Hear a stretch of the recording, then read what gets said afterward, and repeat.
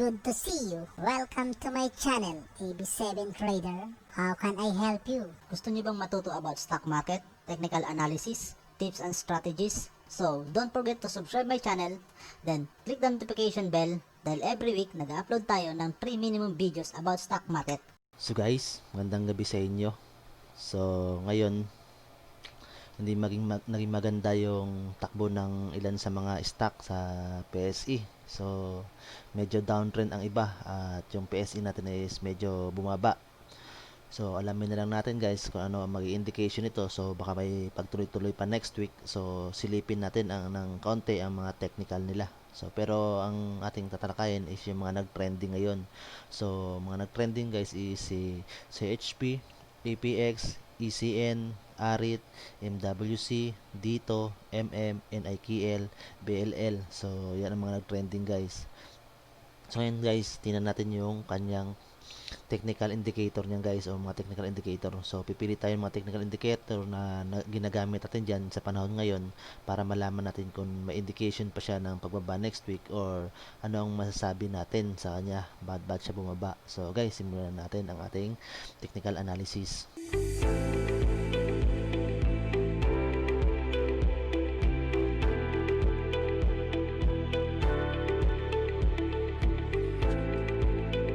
So guys, nandito na tayo ngayon sa ating PSE Index. So yung ngayon August 20, 2020 is bumaba ang ating PSE ng 36.72 points or 0.61% equivalent, pero nanatili pa naman siya sa nasa 6,000 points pa naman siya.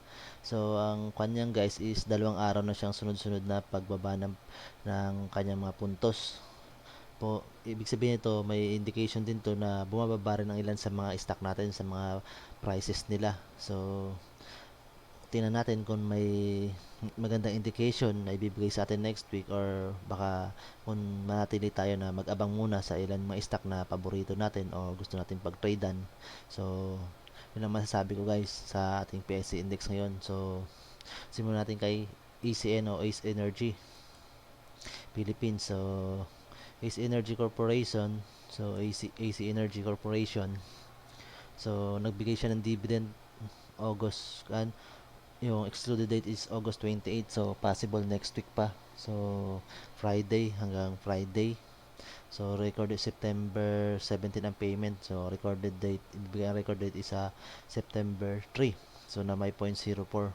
So possible, kaya medyo siguro maganda yung naging takbo nito. So nagbigay siya ng dividend. Pero tingnan natin guys, isa sa mga technical indicator na tinitingnan natin. So yan guys, sa technical indicator niya nakikita natin na medyo yung galaw niya is nasa tawag nito, nasa sideway o normal na kwan. So walang widening, walang pag narrowing. So medyo yung parallel yung galaw ng mga graph niya. So possible na magkakaroon po muna to ng tinatawag natin na pag sideway ng kanyang ng mga price. So pero after niya hanggang nung Martes na nagkaroon siya ng pagnaro, so ngayon nag sideway na siya. So simula rin kahapon, kaya medyo ibig sabihin ang galaw nito is masasabi natin na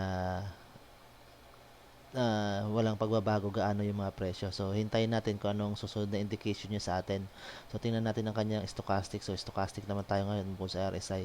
So sinasabi ng stochastic niya is nasa overbought na siya guys. Ibig sabihin, nakikita natin na yung past trend line niya, yung kulay blue is nasa pa-going down na rin ng slow trend line, yung kulay red. So tingnan natin yung kanyang guys. So puro bullish lahat ng mga moving average niya at week to date. So may taas siya na 22%, ay 2.22% ang tinaas niya sa ngayong linggo. Sa month naman is 8.20%, and in short term is may uptrend siya, medium term is uptrend. So magandang naging takbo ng stock na to guys. So at may current asset na siya na 12.57 billion. So total asset niya is 61.33 billion. So hawak ng mga stockholder ang 19. So possible total liabilities o hawak ng yung nasabi natin na iba dyan ng mga trader or kung ano yung mga stock niya. So possible siguro baka may pagtaas pa siya ng presyo guys. So silipin natin ng kung sa RSI. So kasi dito sa stochastic guys, hindi natin masasabi na sabing overbought na siya guys, pero ang kwan ng RSI is yung talagang masasabi natin na talagang overbought na siya. Kasi ang stochastic guys is nagtatagal tong mga trend line niya sa taas ng above ng 80. So, ibig sabihin yan, hindi natin malam kung talagang totally na overbought siya. Pero ngayon guys, nakikita natin na galing nga siya sa overbought, then may paglaro siya. So, may trying na naman siya na bumalik na naman sa above 70. So, hindi natin indication kung sa Monday is magkaroon pa to ng tinatawag na green candle. So, pag sa Monday guys, nagkaroon to ng tinatawag na green candle, possible na medyo aangat pa siya siguro next week. Pero tingnan natin ang susunod na mga candle na ibibigay nila sa atin. So, wala tayong masasabi ngayon, kundi maghintay tayo kasi nga, yung PSE natin is nasa yung baga, bumaba. So, pero nasa 6,000 pa naman siya.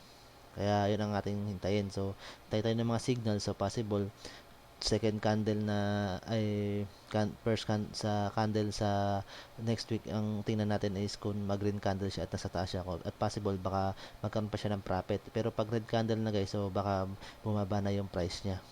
So, yun naman sabi natin dito kay ECN. So, sumunod tayo guys kay Apex. So, si Apex guys, green candle siya at medyo nagsa-sideways na yung galaw niya. Ibig sabihin, gagalaw na ito guys ng medyo magsa-sideways na yung galaw ng kwan niya, nung price candle niya. So, baka tumaas ng konti or bumaba ng konti, pero hindi maglalayo yung mga price niya. At medyo yung RSI niya is pababa na rin. At yung stochastic niya, so bumaba na simula kahapon. So bumaba na rin to kahapon. So pababa na ngayon. At ngayon may isang indication na gusto niya mag-cross below sa ating SMA dito sa ating Bollinger Band. So possible pag nakapag-cross siya at naglagay pa siya nito ng another red candle sa ilalim, baka possible na magbaba muna siya ng presyo, o medyo mapahinga siya sa baba, o kukuha siya ng mga investor or trader or possible na mga stockholder na papasok sa kanya. So, tingnan natin ang information guys. So, may 3.18 billion. So, equivalent pa na halos 20%. So, stockholder. So, wala pa sa 60% ang hawak ng mga stockholder. So, ngayon, ang total liabilities niya is 4.68 billion ang current total liabilities. So, nasa 8.73. So, puro bullish uptrend. So, tumaas talaga siya guys. 0.62% ngayong linggo. So, 10.96% sa ngayong buwan, at puro uptrend ang short term, long term niya. So, year to date, so may pagtaas siya. Ibig sabihin, magandang naging takbo nitong company na to. So, possible guys na baka magkuhan nga muna siguro siya, baka mag-release siya ng siguro income. So, at ongoing na yung mga operation ng iba sa mga minahan na buksan. So, baka may mga minahan sila na gusto buksan. So, possible na medyo may pagbaba yung presyo niya para magkaroon ng investor. So, tingnan natin guys ang galaw ni Apex na lang. So, ngayon kasi nakikita natin sa Bollinger Band na isang technical indicator na kapag nag-try na yung price candle mo is crossing below dito sa simple moving average sa Bollinger Band, ibig sabihin niyan guys, may pagbaba ng presyo. Pero green candle, kasi green candle sa opening niya to, ito yung closing niya. So, ibig sabihin, hinihila talaga yung presyo niya guys pababa sa nakikita ko. So, yun lang masasabi ko guys dito kay Apex. So, waiting natin. So, yun nga, puro neutral ang galaw niya. At ating PSE is nasa red zone ngayon. So, medyo pababa. At hintay tayo next week guys. So, ano yung magiging takbo nito ng stock na to. So, sa Apex, so magandang tinakbo, lalo na yung nung nagbigay ng magandang fundamentals na nag-open yung mga mining. So, halos mula nung July, so halos 1 month, so uptrend talaga siya guys. So, taas talaga yung mga presyo niya. As a week niya is tumataas talaga siya. So, kung mapapansin nyo nga yung 5 days niya, so may pagtaas. So, dito siya nung Monday nag-close. So, pero ngayon is dito pa rin siya nag-close. So, ibig sabihin tumaas pa rin yung, kung i-average mo yung Monday niya, so mas mataas compare sa ngayon ang kanyang opening sa yung monthly niya. So, hintayin natin si Apex guys, yung ibibigay sa atin. Baka kung mag-widening to, at depende sa candle na ibibigay niya sa atin, baka Monday is pag nag-cross to dito guys, so ibig sabihin may tendency na bababa siya. So, yun ang masasabi natin kay Apex. So, sumunod guys si Aret. So, si Aret guys, wala tayong technical indicator. Pero ngayon guys, nakikita natin, so may mga volume na pumapasok. So, 5.66 million. So, mas malaki compare kahapon. So, ibig sabihin yan, at medyo marami nagre-trade, pero baka tingnan natin yung mga value na pumapasok sa kanya. So, medyo may mabababa na lang yung mga volume, so may possible ng mga trader to. So may mga investor na minsan may pumapasok naman ng investor, so dito 19.7k yung kanya, yung dito yung trading, pinakamalaking trade niya ngayon na sa isang trader, sa isang trade. So pero kadalasan is medyo nasa 200, nasa 100 lang. Ibig sabihin nito guys is dito pala may 38, may 75k. So may mga investor din na pumapasok sa kanya guys, pero pailan-ilan is makikita natin is mga trader. So tingnan natin ang galing ni Aret guys, kasi nga medyo unang kanya kasi guys naging pangit agad ang indication niya. So bumaba agad siya guys, from yung IPO niya is umangat na ng konti yata to, pero tas biglang bumulusok nga dito sa 24 o bumaba from 27 na IPO. So bumaba din, sunod na second days tuluyan na bumaba rin din. Nakabawi ng third day, so hanggang ngayon medyo nagsa-sideways yung kanya, yung galaw niya. So tingnan natin guys, baka yung iba is nagmo-monitor din sa ano to, sa stock na to. So kaya hindi natin masasabi kung magkaroon to ng pagtaas o i-break niya yung IPO o tumaas pa siya sa kanyang IPO. So at magandang indication dito guys, so approved na yata yung pagbibigay nito ng dividend. So hindi ko alam kung by or September or kwan, hindi natin masasabi. So yung month niya, so wala pa naman sa 5 araw, 4.7%. So yun nga nakikita natin dito sa kanyang galaw. Pero yung week niya, so medyo mataas kasi nga dito siya nanggaling guys, compare na closing siya nung Friday, nung nakaraang Friday, so dito sa 24. Pero ngayon guys, nasa taas na siya. So maganda yung takbo ngayong linggo ni Aret, sa taas na siya at hindi na siya bumababa gaano ng konti guys. So baka may possible na may pumasok ng mga kwan dito na volume, kasi nung nakaraan maraming volume dito yung pumapasok. So possible din kasi dito guys, nung sa Greenup din lang portion mas mababa natuluyan, so pumasok ulit sila. Pero nung kan baka yung iba dito lumabas na muna. So yun lang masasabi natin kay Aret guys. So nagbigay siya ng, ngayon pa lang ilang days pa lang siya, nagbigay na siya ng dividend. So ibig sabihin nito baka may papasok pa ng mga investor dito kasi magbibigay siya ng dividend So yun ang masasabi natin guys, na mga kwan bilang trader or may mga trader na gusto pumasok. So makikita natin guys the asking volume, so may gustong pumasok ng mga volume. So mayroong nagbebenta dito, pero nasa almost 230,000 ang pinamalaki. Pero dito guys is may asking volume na 25.75 na 1.2 million. So may malaking volume dito sa asking guys. So possible guys na magkakaroon to ng pagtaas siguro ng presyo or pag-uptrend. Pero hintayin lang natin guys kung ano yung masabi, kasi wala tayong masabi sa kanyang technical guys So yun ang masasabi ko kay Aret guys. Waiting natin guys kung ano maging scenario, baka i-break niya to. So baka maging maganda ang impact ng binigay niya na indication na fundamentals na magbigay siya ng dividend. So baka i-grab yun ng mga trader at mga investor. So yun ang masasabi ko guys. So kay dito guys, so trying na kuha na siya. So hindi naman siya umabot sa pinaka overbought niya, pero tingin ko is wala, may kan nga siya, current asset pa siya. So malaki nga ang asset pa ni kan dito. So baka magbebenta pa to guys. So bullish pa naman siya. So ngayong week, so ibig sabihin may pagtaas siya ng week, so compare nung last week. So ngayong month is 7.54 downtrend ang medium term, short term is trend. So year to date is 8.43. So may pagbabalance siya yung compare sa nakarang taon, pero yung month is tumaas. So baka nagtatry to na tumaas guys. At meron pa siyang kayang ibigay guys na yung volume. So possible na baka magbebenta pa to siya guys ng kanyang asset, kasi nga makikita yung asset niya is nasa almost, malaki pa, almost nasa 90% pa. So 14.7 billion. So current asset niya is 4.0 billion. So medyo malaki pa guys ang kanyang asset. Stockholder equity is 4.17 billion. So medyo kan, so hawak ng stockholder. So bagay, wala pa namang kwanto guys tinatawag natin na operation. So hindi 2021 yata binigay na kwansa na operation. So inaabangan din tong company to guys, kasi gawa ng sa new kanto sa third telco natin, so napapasok. Pero nakikita natin is nagtatry siya na bumaba ang presyo niya, so ang RSI niya. So wala pa naman siya sa scenario na overbought at oversold. So nandito sa baba. So possible sa baba kasi bumaba siya ng 2 araw. So tingnan na natin guys ang kanyang situation. So ngayong araw may volume pa ba siya na natitira. So medyo marami, may mga asking volume pa guys. So may gusto man bumili kasi nga medyo marami pang volume na hawak nito. So kaunti lang gusto magbenta. So may mga magbebenta naman dito.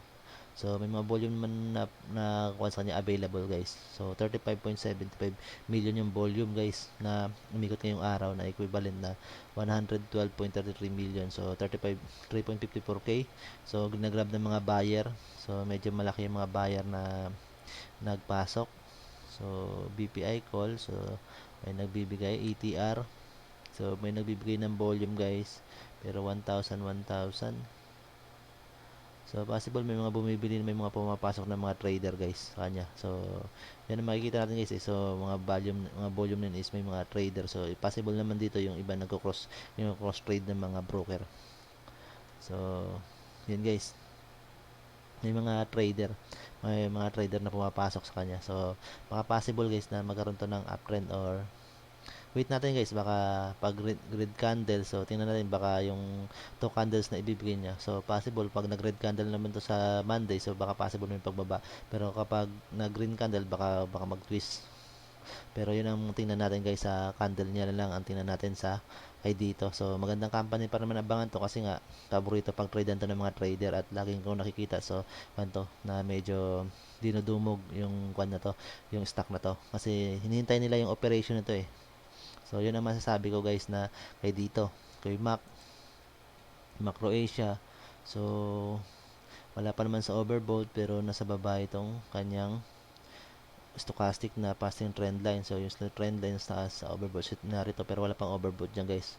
At may pag-widening. So, yung bad indication lang guys is nag-widening to. So, ito wala pa naman. So, ang importante guys, initial indication pala naman to ng widening. So, wala pa totally. So, pag nagdalawa na nag-widening yan guys, possible na yun trend na confirmation of trend. Pero ngayon guys, nag-i-initial pa lang ng trend. Baka magkaroon pa ng tinatawag to na pagbago o reversal of trend na mangyari. Pero tingnan pa natin guys. So, pag nagkwanto guys, dito pag nag-platin na naman to, so platin pa rin to sa Monday at tingnan natin yung mga candle na ibibigay niya sa atin guys. So, baka possible kasi baka mag-down muna itong mga to guys kasi nga so August ngayon palapit na yung bear months. So, possible na magkakaroon to ng kwan na tinatawag na nagbaba siguro. So bababa muna siguro itong mga to guys. So hintay tayo mga candle niya guys sa Monday. So wala tayong masasabi kung possible na ma-uptrend ulit to. So baka baka red candle kasi nga gawa ng PSE. So tingnan din natin yung galaw ng PSE guys. So may epekto yun ang galaw ng PSE sa mga stock na nandirito. So lalo na sa mga blue chip company. So yun ang ating bantayan guys. So candle. So ngayon wala pa namang confirmation of trend, downtrend kasi halos lahat talaga ng mga stock ngayon guys is halos puro down maliban lang dito sa mga tatlong ito. So saka yung itong kan dito yung MWC pero si Mac. So tingnan natin yung red, baka magkaroon ng red candle guys. So tingnan natin.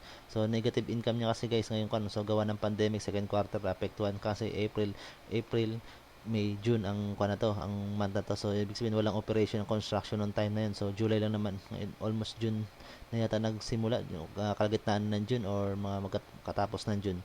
So negative siya guys. So possible na baka kailangan niya ng siguro kailangan ng investor na kanto guys. So tingnan natin kung may mga 11. So medyo hawak pa naman yung stock niya ng mga investor, stockholder. So yung mga hawak ng mga stockholder ang halos majority ng stock niya. So ibig sabihin nito sa mga trader lang yung iba. So maliit lang yung hawak ng mga trader. So possible na may pagbaba to guys ng presyo. So tingnan natin guys ang susunod nito na indication. So sa candle lang tayo magbabase muna yun guys kasi gawa nga ng kwan ng kanyang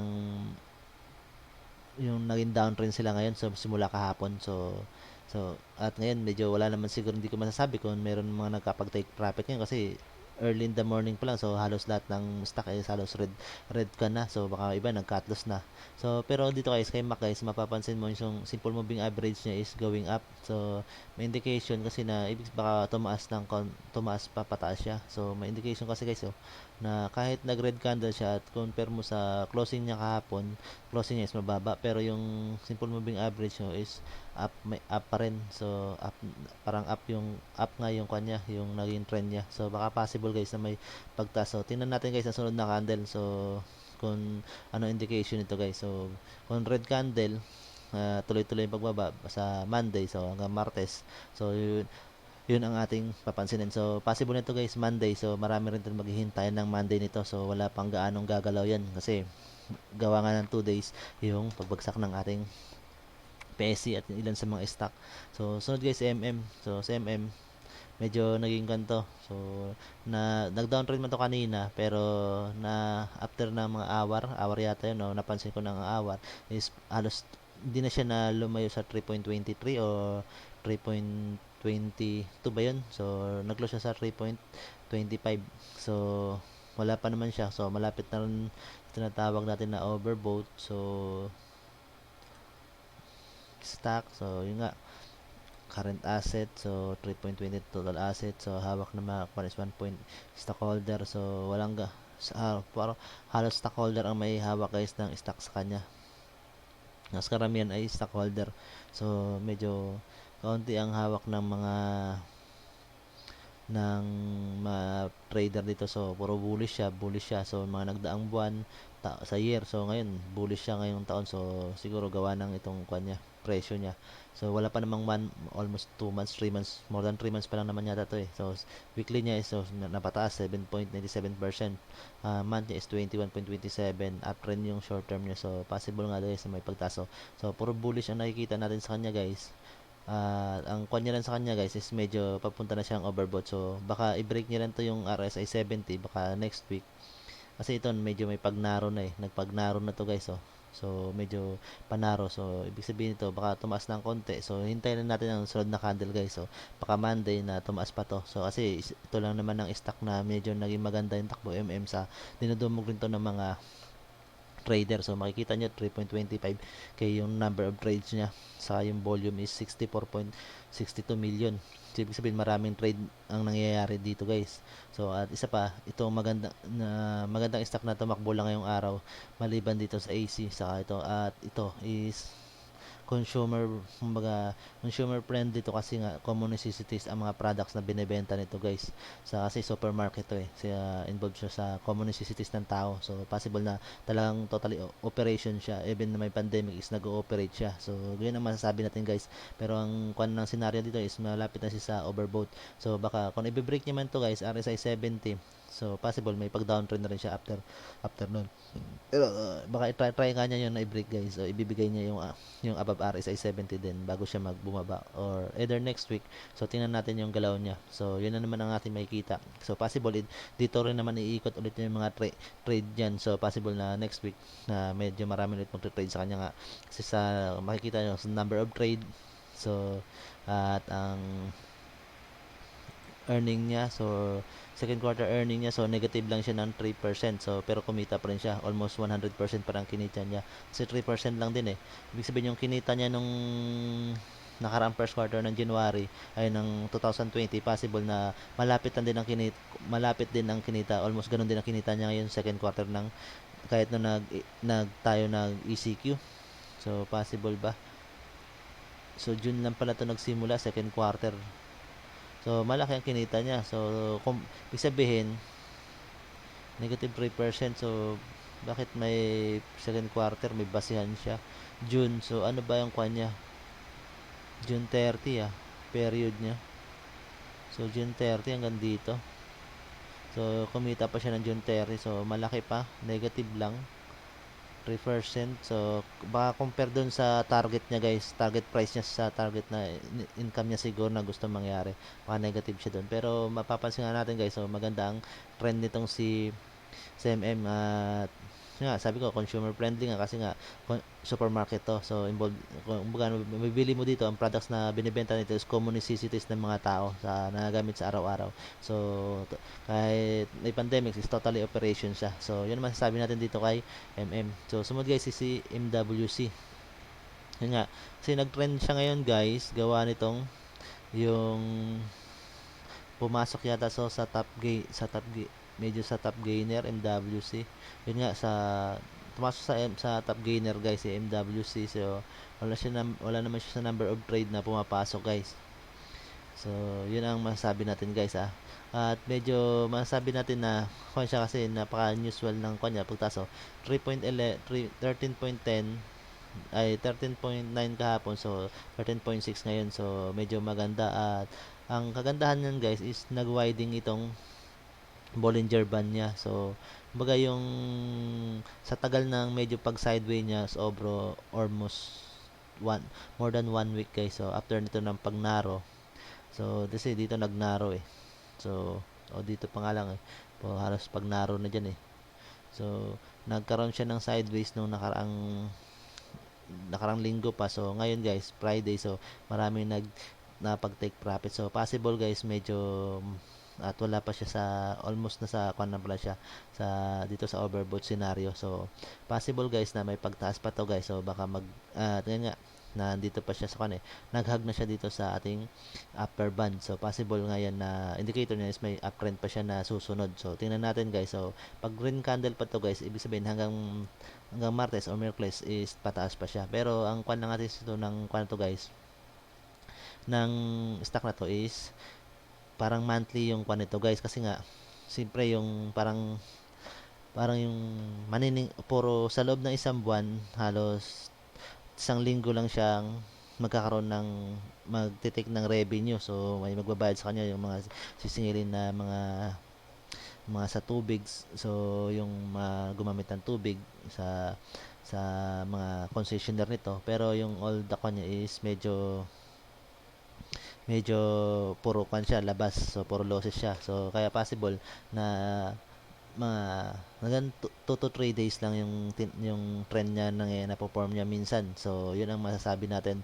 Kaya kung mag-trend man to next week, so possible may break niya lang tong RSI 70 din, o ito try niya i-break niyan guys. So possible pag another green candle so possible Martes may green candle pa din after na nun, siguro doon na siya masasabi natin na may pagbaba. Pero ngayon kasi guys, kung by August, September na, so possible na maniningil na itong mga to. So yung mga hindi nakapagbayad, so possible na sila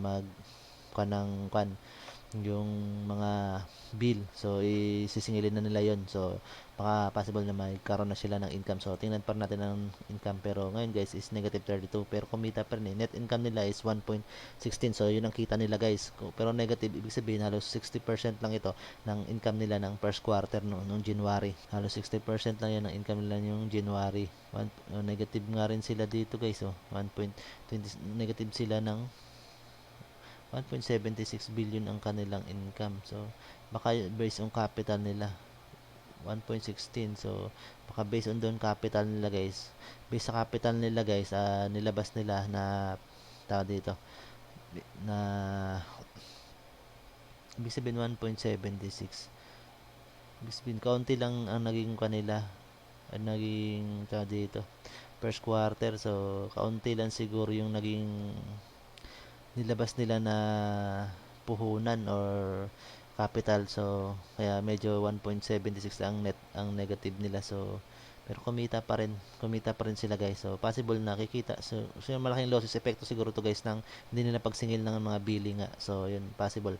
Pero sa kasi guys, sa mga price ng is nakabase to sa pagtaas at pagbaba. So wala naman ang natin doon is ang is fundamentals na naman yun. Ibig sabihin maganda yung company pag kumita. So ibig sabihin maganda yung takbo ng company to. At masasabi ko naman to blue chip na company. So palapit na rin siya sa kanyang overbought. At nga mapapansin ko pa rin may pagtaas pa rin. So medyo divergence pa to guys. So medyo malayo pa tong price na to. Yung gap ng price nito ni slow trend line kay fast trend line. So kung tumaas man to sa medyo bumaba to o magkaroon ng pababa, pero hindi pa rin sila magtatakbo, hindi pa rin siya magbi-meet dito. So possible na may pagtaas pa ng konti to sa hanggang Monday to hanggang Tuesday. So yun ang masasabi ko guys dito sa kay MWC. So sumunod guys si nickel. So si nickel guys, sabi ko na nga yan na overbought talaga yan, at darating ang time na yun dito, yung sobrang tagal niya guys dito sa scenario na to. Darating yung time na bababa yan guys, kasi nga nagtungtong yan sa overbought. So possible na papakawalan yung presyo na yan guys pababa para medyo yung mga stock na naibenta niya, so mabawi niya din, makuha niya ulit, mabili niya din, then kapag dumating na sa part na sapat na yung volume na yun na para sa income niya, so possible na ibebenta niya ulit yun. So yun ang nakikita natin. So at isa pa guys, maganda fundamentals din dito sa nickel na nga sa operation lahat ng mga mining nung pinasara yung may nagpasara ng kanya sa mining noon, nung pinasara ng mga mining is inayagan na magbukas na ngayon. So after a year yata yun nangyari, so 2 years na o ilan pa pinasara yun, so 2018, so almost 2 years na rin. So possible na may uptrend na to guys na mangyari dito kay nickel. So yun ang nakikita ko dito guys kay nickel guys. Ay, wala, hindi pa pala uptrend, so baka possible na abot pa siya ng below RSI 50 or imimit niya lang RSI 50 guys. So tingnan natin ang scenario guys, kasi simula nung pinayagan siya mag-operate is halos hindi na rin siya bumaba naman yung RSI niya, ginalaw niya. So naglalaro lang between 60 below 60 din aangat. So baka ganun ang mangyari guys. So baka may pakawala ng volume kasi medyo malaki itong nag-income na nito ng mga nakabili dito sa baba guys eh. So medyo malaki na 'yan ang naging income na nangyari diyan guys. So halos 46% na yan guys. So medyo siyempre iba diyan magte-take na ng profit. So yun ang masabi natin dito guys sa kanila. So sunod guys yung CBLL. So Vista downtrend siya ng 3.35%. So 2 days na siya guys. Ang ating nakikita is medyo na siya guys, pa-downtrend na yung price niya at nag-cross na siya na ngayong araw. So possible next week baka may pagbabato ng presyo na guys ng bababa na siya ng presyo guys. So at nakikita nyo rin naman yung slow trend line niya. So bakit siya naging trending ngayon guys? So tingnan natin dito sa most active, wala. So wala rin siya dito sa top loser. So baka sa number of trader to guys. So tingnan natin number 485. So ano kaya ang indication nito guys? Bakit naging kanto? Baka may fundamentals na nilabas guys, o change of director or nag-change ng director or nag-buybacks, baka share of buyback. So baka hindi ko lang napansin kanina guys, nabasa yung mga news kasi hindi naman ako mahilig magbasa gano'n ng mga news regarding sa ibang company. So mga tinitingnan ko lang ng mga news is yung mga stock lang na pinag-tradean ko. So si BLL, so possible nito guys, baka may share buyback of share to guys, na hindi ko magkakamali so baka buyback of share to, kaya nag-trend siya ngayon.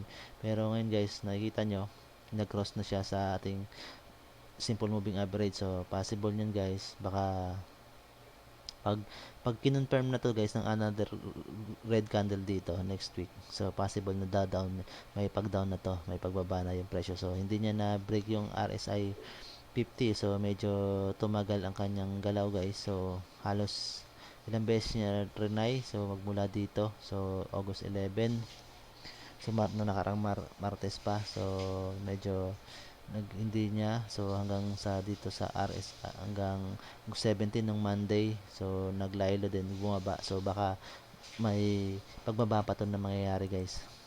So bearish na lahat kayo mga MA niya. So makikita nyo yung month niya is compare sa nakaraang ngayong buwan is medyo 1.6, ibig sabihin taas niya 1.16, medyo mataas pa ang price niya yung compare sa nakaraang buwan ng 1.6%, pero week niya is down na.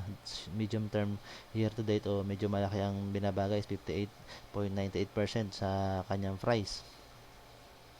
So support 3.16, so ngayon 3.17, almost malapit niya to ma-break guys yung support niya. So baka try nga to ngayon guys. So halos try nga kanina i-break yung support nito guys. So 3.15, umabot 3.15. So at kung mapapansin nyo guys, medyo yung kanya puro red candle na sunod-sunod yan. So possible nyan guys na may pagbaba na nga itong CBLL, baka bumaba pa to guys ng below RSI 30. So yun ang masasabi natin dito guys. So kaya guys, ang payo ko sa inyo, next week Monday, so huwag tayong padalos-dalos muna. So maghintay tayo ng confirmation ng mga stock, so bago tayo sumabay.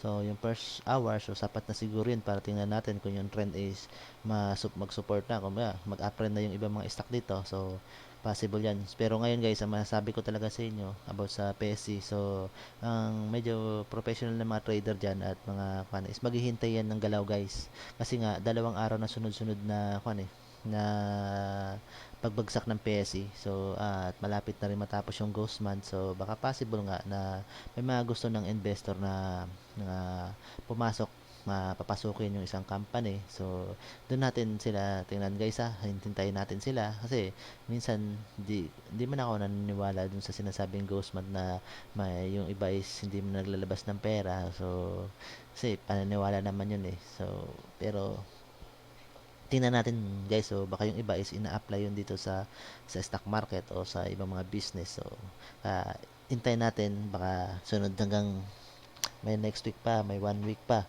na dadaan. So hanggang 28 kasi 31 is holiday. So September, tingnan natin ang September 1 na pagpasok niya ng buwan na yan. So baka possible na meron pagbabago. So ngayong linggo, Monday, so as a konting tips, so bantay-bantay muna tayo ng paggalaw ng stock. So kung mababantay natin, kung ito yung ating ginagawa lang, ibantay ng stock sa mga tulad ng mga trader, pero tulad ko ng mga full-time employee pa, so part-time trader lang, is medyo pasilip-silip lang ako sa stock market na nakikita ko, hindi ko naman siya talaga na-monitor. So ang strategy ko lang is yung yung pagbili nga. So positionin lang ako sa medyo mababa na kwan, then pag na-hit na yon, so kung hindi man ma-hit yun kung hindi man ma-hit yun guys, yung pinosisyon ko na yon gagawin sa mababa, basta sa mababa ako po position guys, hindi ako dun sa malapit dun sa sinasabing closing at opening ng naging market nung nakwan. So hindi ako dun position guys, so medyo mas mababa pa ako lalo pag red yung market ngayon guys. Then pag hindi na meet yun guys, yung position na yun sa mababa, then nakita ko yung market na medyo uptrend na, so doon na lang ako sasabayan ko na siya guys. Then kapag benta naman guys, so ganun din, pinoposition ko rin doon sa price na gusto ko, sa pinaka maximum na maximum percent na gusto kong na mag-gain. Pero pag hindi siya ma-meet dun sa maximum, then pumasok na dun sa minimum, so doon na ako mag-totally na ibebenta ko na siya. So yun ang strategy ko na ginagawa ko guys, kasi nga isa lang ako sa mga part-time trader. Pero pagdating ng gabi, so tingin-tingin sa silip-silip dito sa stock market para mag-aral tayo ng mga technical method. So minsan lahat, hindi lang ito mga trend ang tinitingnan ko, so mga possible tinitingnan ko rin to mga most active sa top gainers sa top loser. So namimili din ako ng mga stock diyan, so sumisilip din ako sa mga stock na yan. So baka possible kasi nga na may uptrend na siya, na magkaroon na siya ng reversal. So baka may scenario na malapit na sa reversal na sinasabi. So yun ang aking tinitingnan guys. So yun lang guys ang masasabi ko sa inyo. Take patient is the important things na ating maging next week para hindi tayo maipit sa stock. So wag tayo magpadala sa pag-hype ng isang market. So hindi naman tayo yan possible na maiwanan totally. So possible masakyan pa rin natin naman at makapag-take pa rin tayo ng profit kung iisipin lang natin. So baka yung sakyan agad natin, baka maipit tayo dyan guys sa ating sa tingnan natin, wow, na-hype yung market, na-hype yung isang stock, nakita natin tumaas agad. So first 15 minutes pa lang, pero hindi natin alam, baka biglang hilahin yan pababa. So yung hindi nakasakay, so baka yung is magtuloy-tuloy pababa. So yun natin makikita dyan guys, yung tinatawag na yung attitude. So importante yung attitude sa stock market guys, na pagiging patient natin. So guys, maraming salamat sa inyo. Sana nagustuhan nyo ang ating video, at kung gustuhan nyo, subscribe nyo ating channel, para sa support sa ating channel community, at ma-introduce pa tayo sa ibang mga trader na baguhan pa lang at gusto mag-aral mga technical method. So maraming salamat guys.